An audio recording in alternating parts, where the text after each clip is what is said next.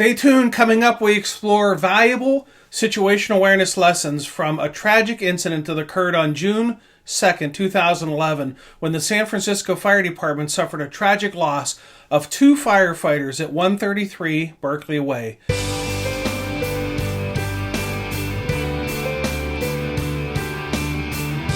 Hello and welcome to the Situational Awareness Matters Show, episode 354.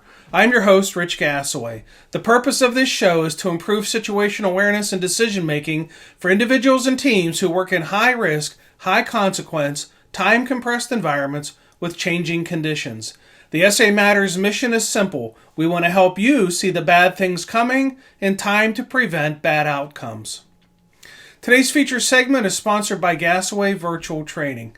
There are 33 online training programs for you to choose from. Some of the programs are live events presented virtually with Q&A and interaction, and some of them are pre-recorded programs. To learn more, visit samatters.com website and click on the Virtual Training tab.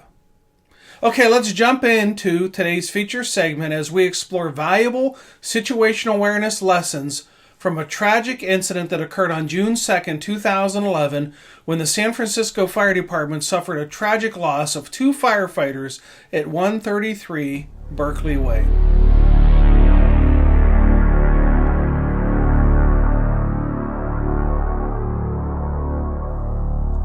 On June 2nd, 2011, the San Francisco Fire Department suffered the tragic loss of 2 firefighters at 133 Berkeley Way.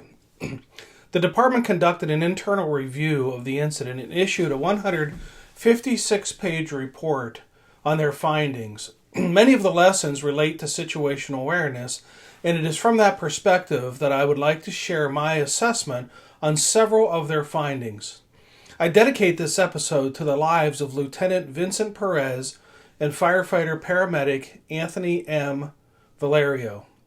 And I applaud the San Francisco Fire Department for conducting an internal review and for sharing their findings with the fire service so that we may learn from this tragedy. I am definitely not a Monday morning quarterback. In fact, I have great disdain for those who choose to judge the performance of others after the fact and make derogatory statements about the performance of personnel at the incident and what they should have or could have done.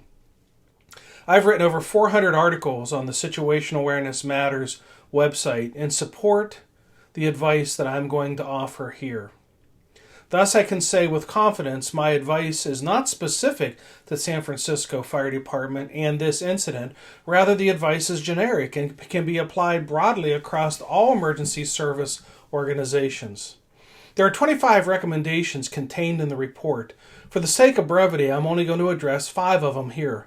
The format I'm going to use is to review the list of recommendations, followed by the circumstances that gave rise to the recommendation, if they were provided, followed by my advice for improving situational awareness.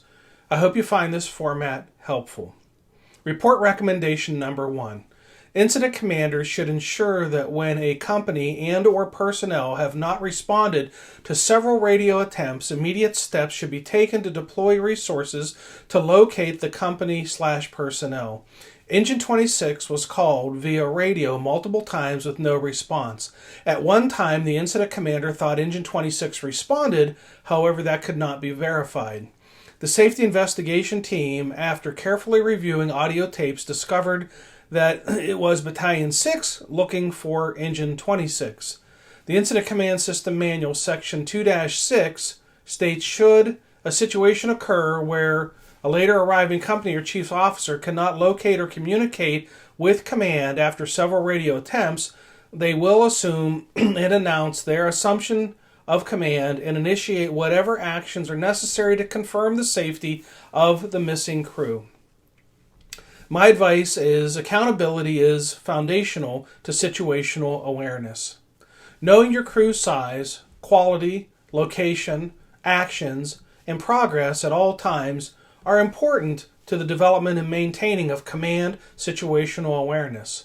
If a crew cannot be reached by radio, the assumption should be that the crew is in trouble. The commander should avoid assumptions that may include that the crew did not hear the radio, or that the crew was too busy to reply to the radio call, or the crew's radio wasn't working properly. The more the latter list of reasons are assumed multiple times in fires when radio traffic goes unanswered, the more it may be assumed one of these explanations is why a company cannot be reached while the circumstances are in fact dire.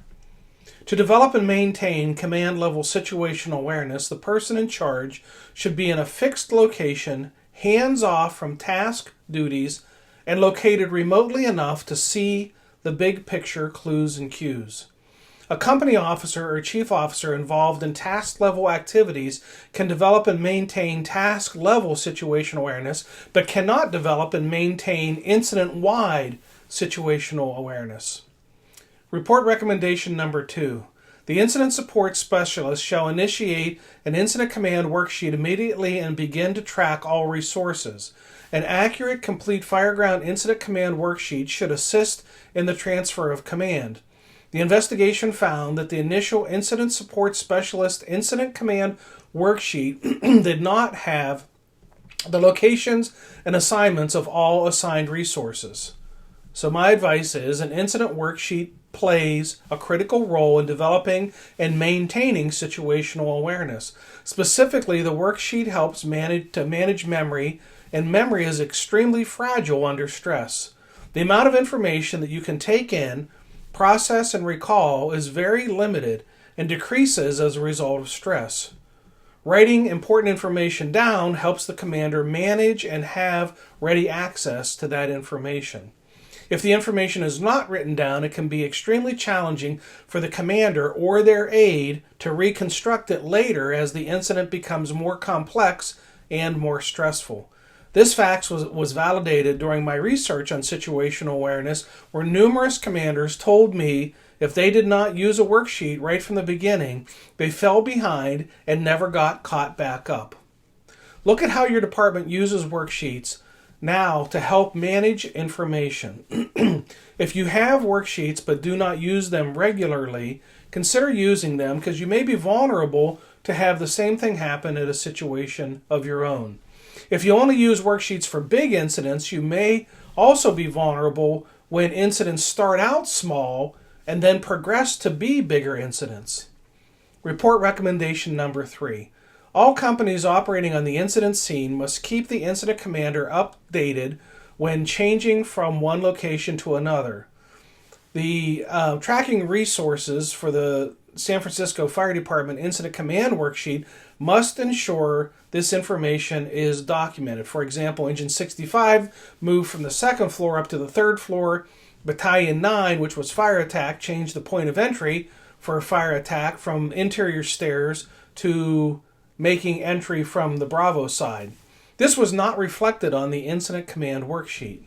So my advice is that personnel operating in a dynamic environment can overlook critically important information in communications of their location to command or to the accountability officer. When crews routinely move freely about inside an IDLH environment, especially floor to floor, without informing command of their movements, the crews are putting themselves in jeopardy of command being unable to mobilize resource personnel or rescue personnel in a timely fashion if something goes wrong. So long as incidents remain small and uncomplicated, this kind of tracking will seem to be overkill and maybe even subject to criticism by personnel who dismiss the value of tracking their location when they don't appear to be in jeopardy. Look at how your organization tracks personnel movement inside of all IDLH environments. It is a best practice to ensure accountability to include crew size, location, task, and progress at all times. If this is only done at large incidents, then there's a risk that it will not be done at an incident that starts small and progresses in complexity. Recommendation number 4. The incident commander should use all available resources to increase his or her situational awareness during an incident. The safety investigation team found that the incident commanders were presented with significant challenges in gaining critical information such as the building layout and location and extent of fire. The incident commanders made several attempts to acquire this information by contacting the building occupant as well as attempting to contact companies operating at the scene. The use of all available resources, including incident support specialists, if available, should assist in gathering information to increase situational awareness. My advice: geography plays a role in limiting the commander's ability to complete a thorough size-up. A structure built on a steep hillside is going to limit the ability to complete a 360-degree size-up. This hampers situational awareness because the first step in developing SA is to capture the clues and cues, perception of the environment. If the clues and cues cannot be captured, the second level of situational awareness is likely to be flawed, which is comprehending the situation. This, in turn, is likely to flaw the third level of situational awareness, which is predicting the future. The recommendation to use support resources to gather information is important. Gathering information from the occupant can also be beneficial, but my experience has shown the reliability of this information can be limited because of the stress that those occupants are under at the moment. The Google map on page 20 of the report appears to indicate an unobstructed view of side C of the incident, and that may have been possible. That may have been not have been possible from Berkeley Way. Absent the availability of quality information, the commander is left with no choice but to assume certain data based on what clues and cues were present or absent, supported by training and past experience. The problem is assumptions can be wrong and the consequences can be significant. Better to validate assumptions and to intuition with facts. Recommendation number 5. Crews on the fire ground should update the incident commander when they're unable to complete an assignment due to changing conditions or other related events. Engine 24 and Rescue Squad 1 were unable to make entry through the garage due to extreme heat and smoke conditions. While the incident commander was able to see Engine 24 and Rescue 1 exiting from the garage, the incident commander was never informed that the conditions that prevented Engine 24 and Rescue 1 from entering the house through the garage was the reason that they left. The Incident Command System Manual, Section 3-9, states, "Command must be advised immediately of significant changes, particularly those involving the ability or inability to complete an objective, hazardous conditions, accidents, structural collapse, etc." So here's my advice. The lack of updates and progress reports is one of the barriers to situational awareness that I speak about frequently in the 50 Ways to Kill a First Responder program. When I found out during my research in near-miss events and casualty reports, supported by my interviews with first responders, is this. Progress and update reports are not always provided, even when sharing the information could be critical to the development and maintaining situational awareness of the incident commander. When I asked interior crews why they did not report the deteriorating conditions, astoundingly they stated, if the conditions are bad on the inside, then the commander should be able to see that from the outside. Personnel who operate predominantly inside IDLH environments have a little frame of reference as to how things look on the outside because they're always on the inside. This leads to a flawed assumption. If an interior crew reports deteriorating conditions on the inside and the commander sees a situation that does not look that bad from the outside, this information should fly a big red flag to the incident commander. It could be assumed from either position, inside or outside, that the personnel can infer the conditions that are encountered. They must be communicated, not assumed. When the interior crew exits the building because of deteriorating conditions and does not report those conditions to command because it was assumed the command knows that's why they came out, the crew and the commander do not have shared situational awareness, although each may think they do.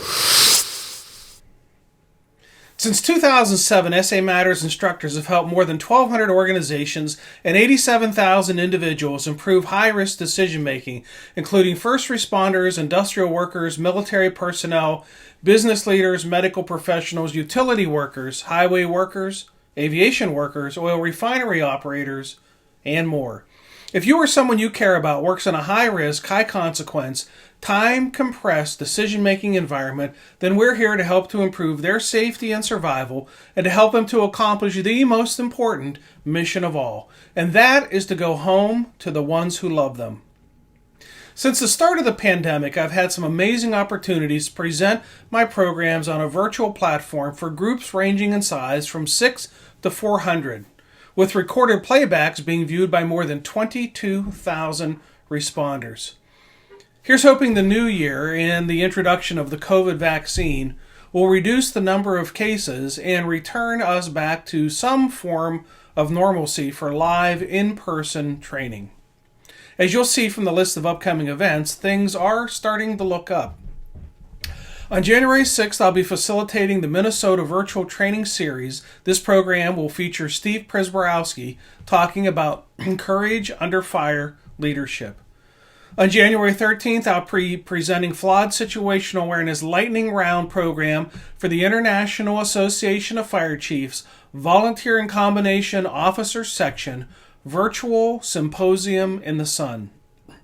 On January 18th, I'll be facilitating the Minnesota Virtual Training Series. This program will feature Eddie Buchanan talking about leading with attitude.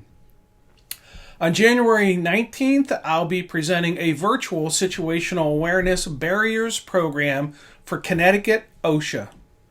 On January 20th, I'll be presenting a virtual flawed situational awareness program for the Maritime Fire Chiefs Association. On January 21st, I'll be presenting a live, hopefully, fingers crossed, in-person situational awareness program for the Utah Fire Chiefs Association in Salt Lake City. On February 2nd, I'll be facilitating the Minnesota Virtual Training Series again. With this time, the program features Kit Welchland talking about how to deal with difficult people. On February 6th and 7th, I'll be presenting 3, hopefully, live in-person situational awareness programs at the Missouri Winter Fire School in Columbia, Missouri. On February 8th and 10th, I'll be presenting 3 live, hopefully, in-person situational awareness programs for the Spring Fire Department in Spring, Texas. And on February 17th, I'll be facilitating another Minnesota Virtual Training Series. This program will feature Dr. Chad Weinstein talking about fire service leadership from the inside out. Thank you to the organizations that have allowed me to offer your members virtual training, and a special thanks to the 46 agencies who postponed programs in 2020 and are patiently waiting to be rescheduled. If you're interested in hosting a virtual program or a live event, click on the Contact Us tab at the top of the SA Matters homepage, and I will give you a call. Finally, remember to check the show notes for how to subscribe to our newsletter, how to follow us on social media. There we share ideas about how to improve situational awareness and how to make better decisions under stress, and how to improve the skills of critical thinking and resilient problem solving. Well, that's it. Episode 354 of the Situational Awareness Matters show is complete. Thank you to our platinum sponsor, Midwest Fire. Thank you to our feature segment sponsor, Gasaway Virtual Training. And thank you to our associate sponsor, Chief Miller. And most importantly, thank you, the listeners and viewers of this show, for sharing some of your valuable time with me today. I really appreciate your support of the SA Matters mission. Be safe out there, and may the peace of the Lord and strong situational awareness be with you always. You've been listening to the Situational Awareness Matters show with Dr. Richard Gasaway. If you're interested in learning more about situational awareness, human factors, and decision-making under stress, visit his website, samatters.com. If you're interested in booking Dr. Gasaway for a program, or if you would like to be a guest on his show, click the Contact Us tab at the top of the homepage.